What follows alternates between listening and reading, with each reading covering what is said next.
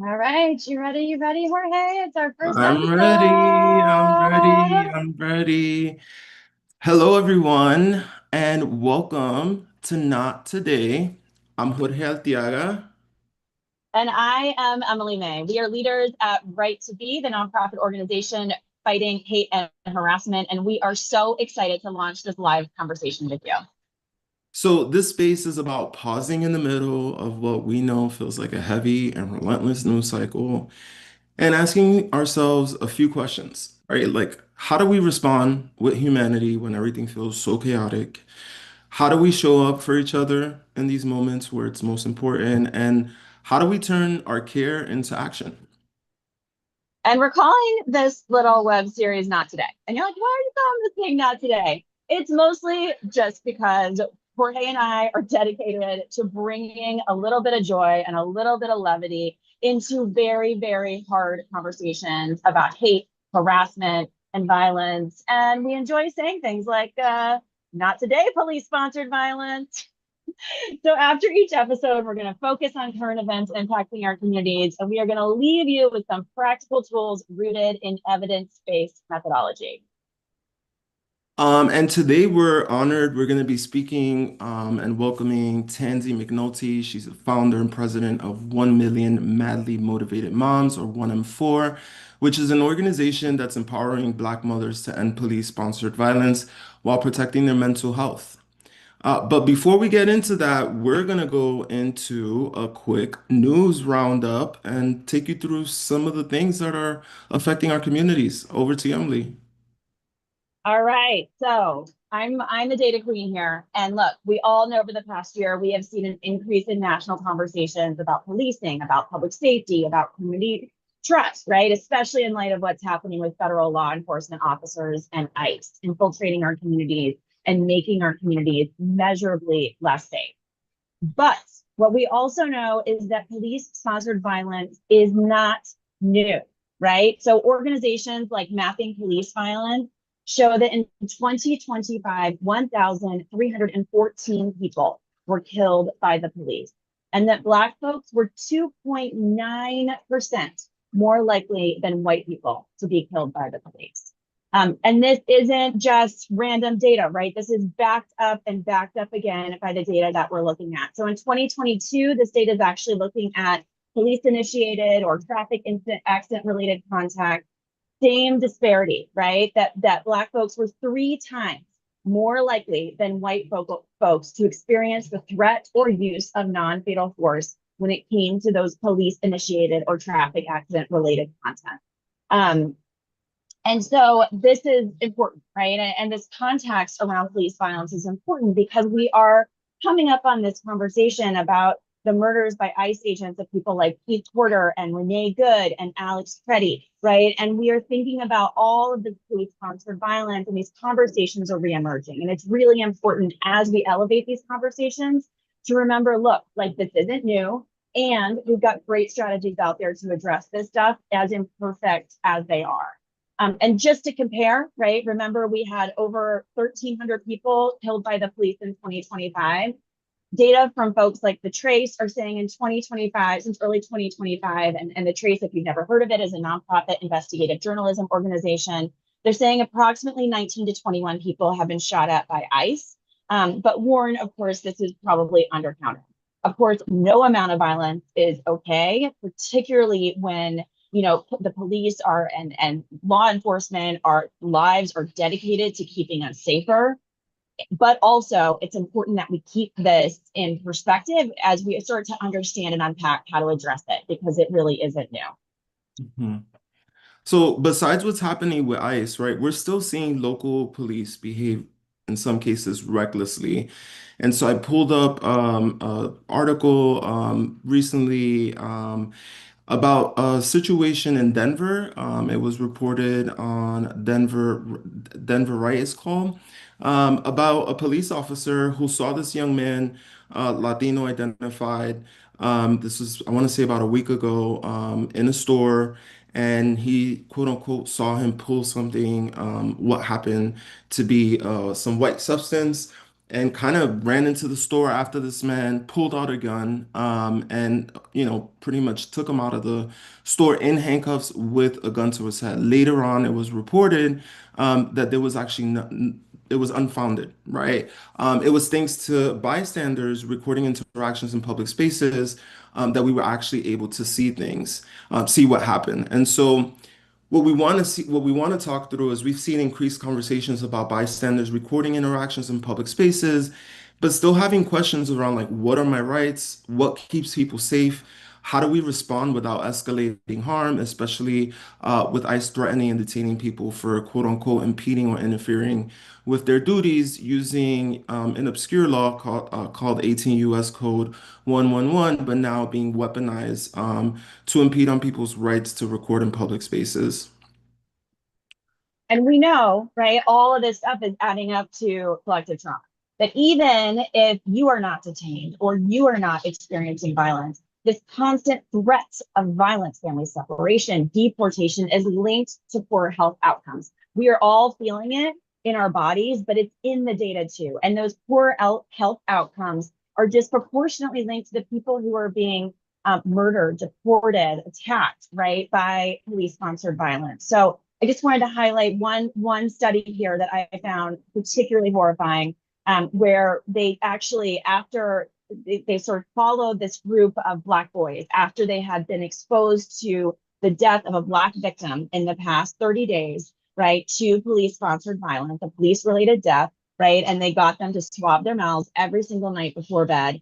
And they showed that those boys, even though they didn't directly experience, right, police sponsored violence, just knowing that it happened resulted in 46% higher than average nightly cortisol. Cortisol, as you may know, is that biological stress hormone. 46% higher than average nightly cortisol than the regular population. So, with that in mind, it's why today we wanted to talk about like what does safe intervention actually look like? How do we protect dignity, right, including our own when we're being exposed to this? And this is really where our conversation kicks off, and we want to bring Tansy in from 1 and 4 to, talk more with us about how do we address police-sponsored violence safely, but also take care of our mental health, our communities.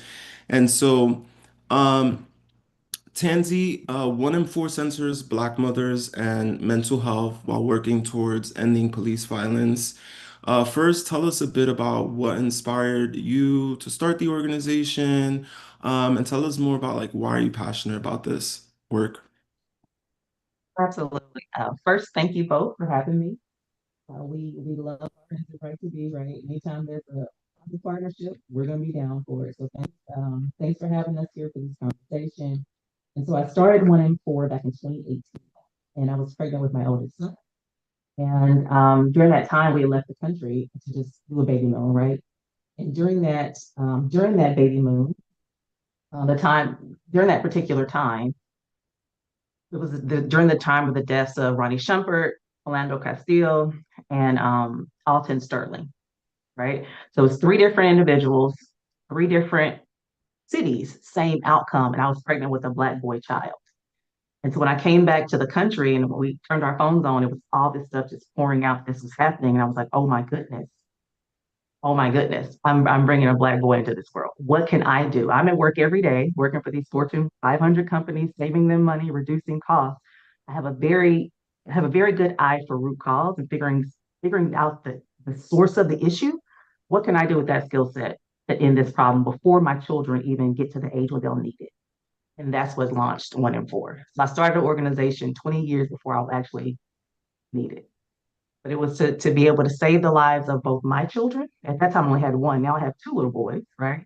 To also save thousands of lives along the way. What better group to do it with than other people who care about this issue as deeply as I do? Women, people, humans who carry it in their DNA, this type of heaviness with this form of violence is not often addressed. So I use my skill set to reduce that type of harm. It would end up saving money for the country, right? I don't really care about the money and the cost savings, right, for the country. No more all these lawsuits, wrongful death suits, different, police department visits. emergency department visits. I care about keeping the community together, keeping people healthy, keeping them in their homes, keeping them with their people. So that's why I started the organization. I love that. Thank you so much for this. And it's such an honor to be here with you today. Because Absolutely. our organizations have been working together for years now. And 20 I years, have yeah. been, yeah, and I have been hearing Jorge and everyone else on our team sing your praises. So thank you for joining us. One of the things that I know about you, Tansy, is that and I think this is incredibly important, is that it's not just about reducing violence or creating better outcomes for Black boys and Black families. You also speak a lot about mental health, right? So tell me a little bit Absolutely. about, what does that mean in practice? Like, it's great to think about it, but what does it mean in practice for us to think through our mental health, and especially for Black communities? Means prioritizing the capacity that you have that day and in that moment, right? Right now, we're being flooded. It's a tactic called flooding the zone. We're being flooded with so much stuff happening, so many different places. We know about it instantaneously. We know about it so fast, and we're just consuming it all, and we're holding it in our bodies. Well, I'll give an example for today. I literally got an email this morning about someone who was harmed in Oklahoma 2 weeks ago. I had not heard this person's name, but I knew, and they sent me the video footage, but I knew I could not watch that video footage before being on this call with you. Let me tell you why. I am an empath. That means I feel things very deeply.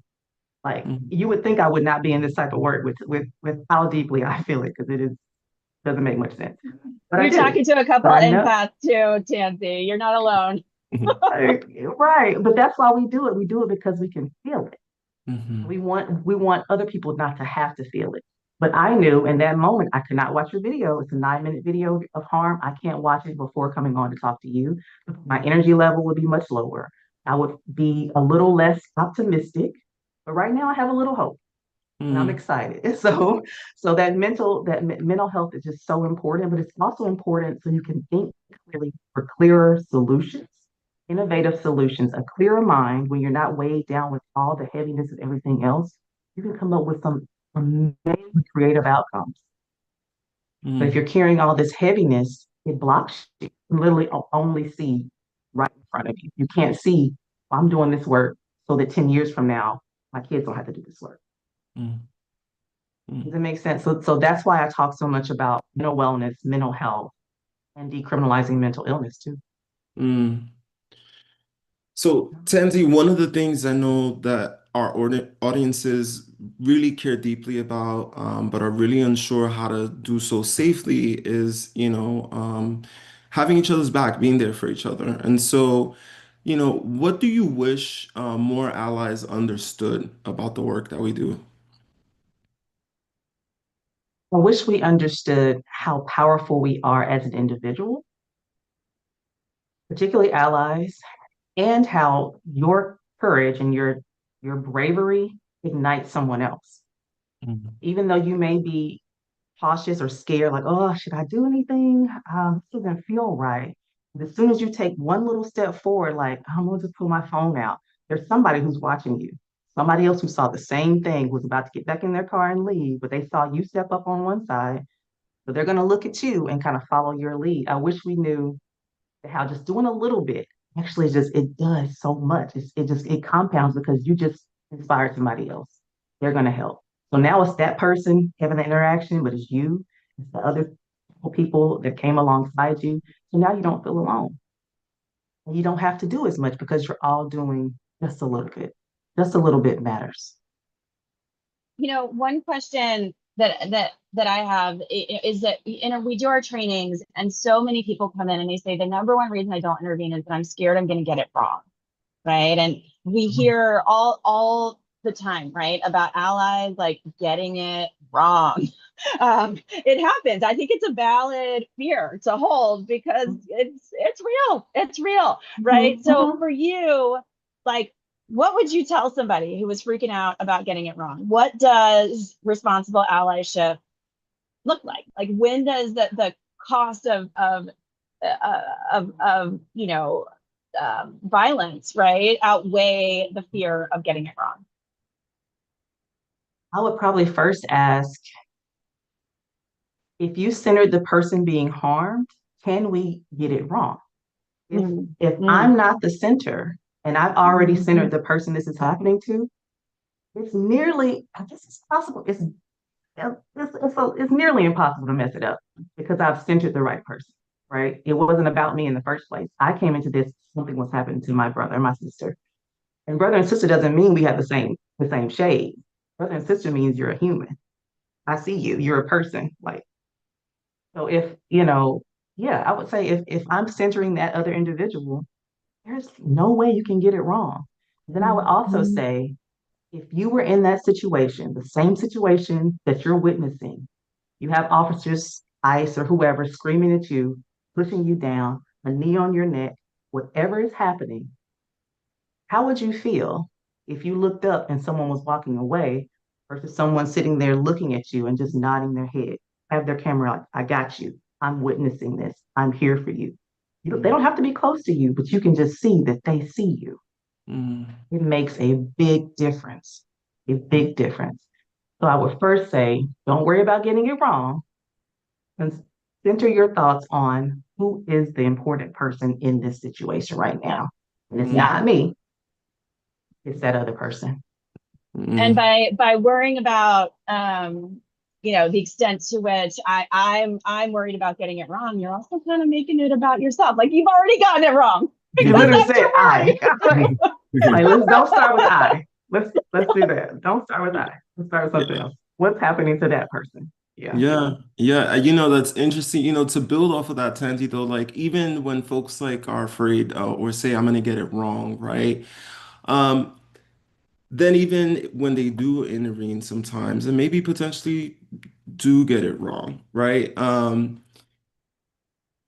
Or even if they get it right, right? But we feel like maybe they quote unquote, because we've heard this a lot, people feel like, oh, you haven't done enough, right? You didn't do enough, or you didn't stand up for this group, you stood up for that group, right? We've been hearing a lot of this. How do we have conversations about safety and dignity without dehumanizing anyone involved? And by anyone involved, I mean even the folks who may have potentially gotten it wrong or, froze in one moment but didn't in another for another group. Like, how do we have those conversations? It can be difficult. It can be very challenging. I would say I would ask them to lean into today is a different day. Mm, It's literally a completely different day. And you have this opportunity to try to get it right, center the impacted person. Or if you're someone who's like, well, you didn't stand up for so and so, now you're standing up for them. Well, now they're standing up for them. That mm, person didn't get ignored. That's improvement. And we mm, have to extend a lot of grace to people. We have to extend a lot of grace to one another, period, right now. mhm, Like we all are in, there's a lot of stuff happening. And we need to extend that grace to other people, right? But particularly if they have chosen to step up and speak up this time, mhm, commending them for that. Thank you for doing that. You inspired me to do something else. Or thank you for doing that. Can you tell your cousin, your homeboys, everybody else that's in your network to also speak up on this particular issue? Because even though you may be late to the party, you still got in the door. We're mhm, still helping someone. mhm. So it can be I will not lie, it can be a difficult conversation, but it's a conversation that you should be brave enough to have Yeah. and gracious enough to have. Yeah, I think especially when you're thinking about police sponsor intervening in police sponsored violence, Mhm. particularly, right? And if Yeah. you look at communities, especially I say communities mostly impacted LGBTQ plus community, Black communities, right? Yep. Latino communities, or let's just say Black and Brown communities, right? But what do you think, knowing what we know because of the work that we've been doing and you founding the organization? What do you think are some of the misconceptions about intervening in police-sponsored violence that might be holding people back or that get in the way of people actually showing up? Well, I think you touched on the main one, thinking they're going to get it wrong. Hmm. Um, Also assuming that they may become the villain too. Like you might get arrested. And Hmm. that is true. You actually might. We shared in our joint training some tips for that to reduce the likelihood of that happening, but it is a possibility. If you're staying at least 8 feet back, probably not. Probably not. But if you are getting, too close to what's happening, possibly. For some people, they'll just say, "Oh, I'm gonna get in trouble." No. And another incentive for people, most people don't understand too that, well, they'll say, just get arrested, just comply, you'll be able to go through the legal system, you'll be able to do all these things. All those things cost a lot of money, and most people do not have $16,000, $20,000 to chase down a case, right? To get accountability. You also might not have $250 to essentially buy the body cam and dash cam footage from the institution, but you had a bystander who would give it to you for free. They could email it to you. They could airdrop it to you. That just saved that family almost $300. And there are cities and municipalities across this country that charge people getting body cam and dash cam footage. So if nothing else, take it upon yourself to donate footage the person this is happening to. Reduce that cost. That's one cost they don't have to bear. One cost that doesn't have to go through a GoFundMe because you stood up for them. You had courage to just record with what was happening. I think most people just think they're going to mess up. They're going to get arrested. Or they just don't think they have time. Time might be an issue too. Like I gotta go do this. And I go back to how would you feel if this were happening to you? You put yourself in that person's situation and you looked up and saw someone walking away. Or when you look up and you see someone looking at you saying, I see you. I'm here for you. How would it make you feel? Exactly. And I want to pick up on something you said, Tansy, is that this takes courage, right? And I'm actually here right now in Mexico, on vacation, attempting to have a vacation while widespread violence has broken out across the country. And I was reading a book this week called Atmosphere, trying to, it's a little lesbian love story, because that's how I bring joy to my vacations. And in it, the woman is talking about how bravery is when you are not scared and do the thing. And that courage is when you're a little scared and you do it anyway. Right. So, just underscoring your point about courage, how do we balance, right, our need, our physical need, our of safety, which we all deserve, with courage when it comes to intervening in police-sponsored violence? Yeah, that's such a good definition for courage. Like you're scared, but you're going to do it anyway. Please know when there are guns around, you are going to be afraid. If you're not afraid, I would ask you to write a book because how? Because you got people walking around with things that are meant to take lives and they're screaming at somebody, and then you think they're going to scream at you. It's terrifying. It's terrifying. But the courage to know, well, you know what? I'm standing back my 8 feet. I've got my phone. I hear landscapes. I can see what's going on. I'm moving slowly. I'm doing my little part. And then I'm going to hand this over to them or to their loved ones so they can build the strongest case. The strongest case. You would be, well, we've already seen what bystander footage can do. It literally changes the outcome of accountability. It changes it changes the story that other people hear because they can literally see it with their eyes. And so you're going to be afraid. You're going to shake a little bit. You're still recording, you're still showing that courage, and you're also inspiring other people to show courage too. Well, Tansy, I want to thank you for the courage that you showed leaving your job and taking up this work, which we know firsthand is so hard to do. And also, this is how we make history, and we are, and this is how we change the world. And we are so happy and honored as an organization to be doing both alongside you. Same here. So just to kind of get us to illustrate some of that courage for people, or like, sometimes when things happen in the moment, they're happening so fast, our adrenaline might kick in, right? All of these concerns that we have kick in. And so we're not really clear on what can I do right now. So if you've been following Right to Be, y'all know that we teach the 5 Ds of bystander intervention. We've actually collaborated with 1M4 and Angel Tech to create a variation of our training on how to safely intervene and respond in the face of anti-Black police-sponsored violence. Okay.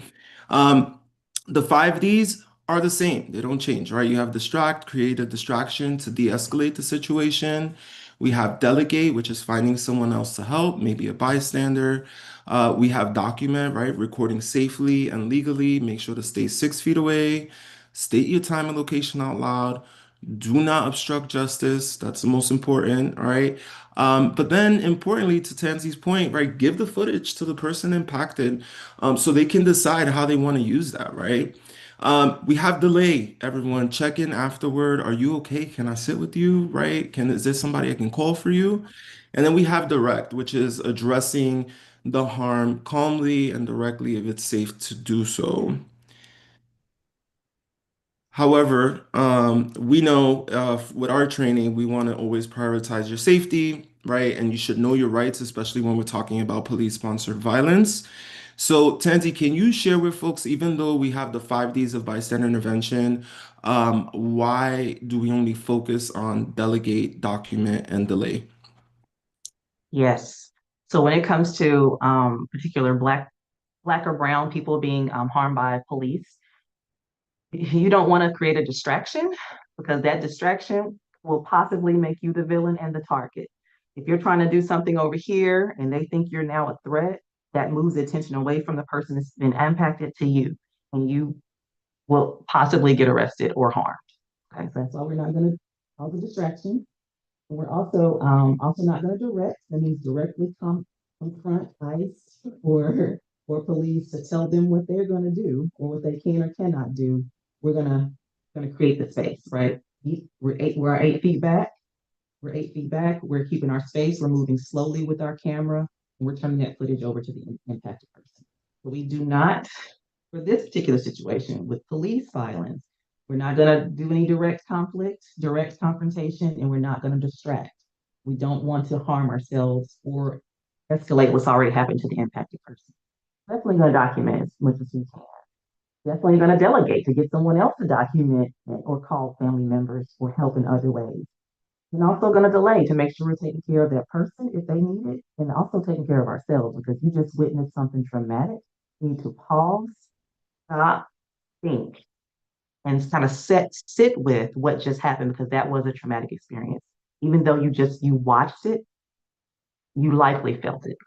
So we're gonna delay. So those three, and we're gonna leave the other two other forms of bystander intervention, but not for this particular type. Mhm. So what I'm hearing, Tansy, that our goal isn't to be heroes over here. We really, really just want to reduce harm. All right. Tansy, I just talked about how Angel Tech was one of our partners on developing our training. Can you speak to folks about Angel Tech? How do you see technology like Angel Tech fitting into documentation and safety? Absolutely. We are being an effective bystander and being someone who just wants to look out for other people in your community and those around you. 1M4, we partner with a number of tech companies to put that technology literally in your hand. And so Angel Tech is one of the softwares that will live stream. You press a button, it will live stream and show what you're seeing and hearing around you directly to your family members, your chosen 3, 4 family members. And it creates evidence.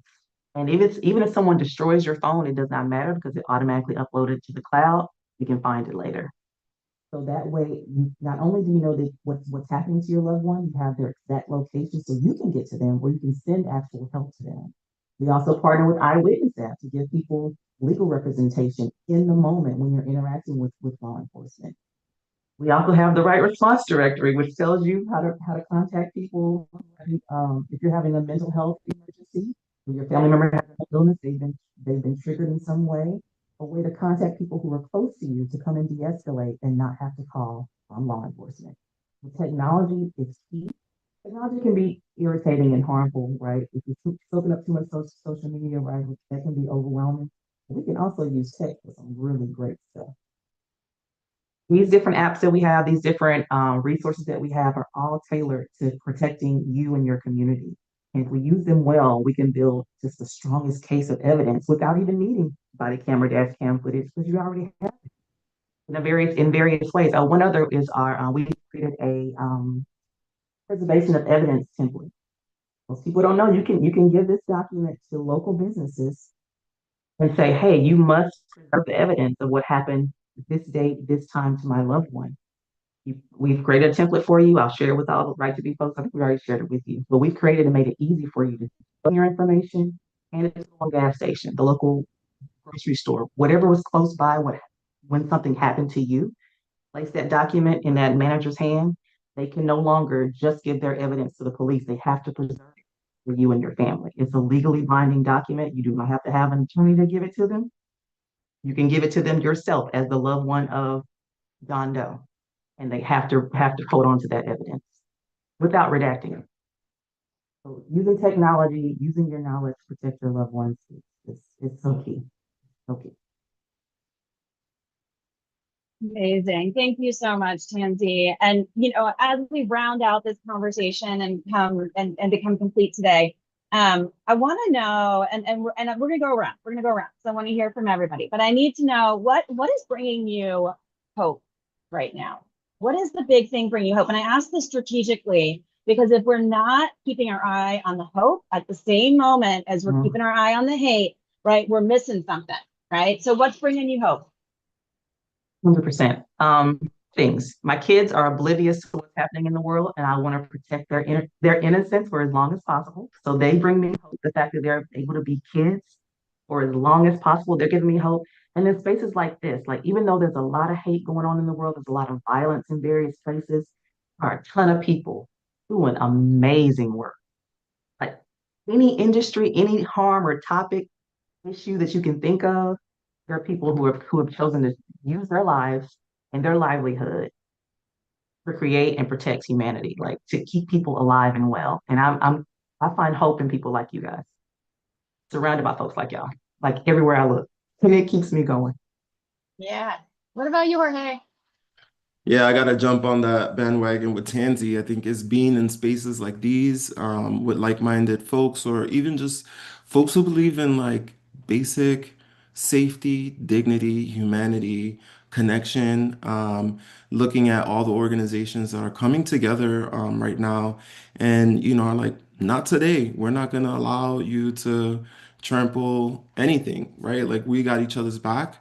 And then on a more personal note, I'd say what's bringing me all the joy and giving me hope is, my family. And by family, my partner, my dog, my siblings, my nieces and nephews, seeing them still thrive in the world, and that we're doing the work to make the world safe enough, right? And strive towards getting it safer so that they can continue to thrive. That brings me a lot of hope. What about you, Emily? Yeah.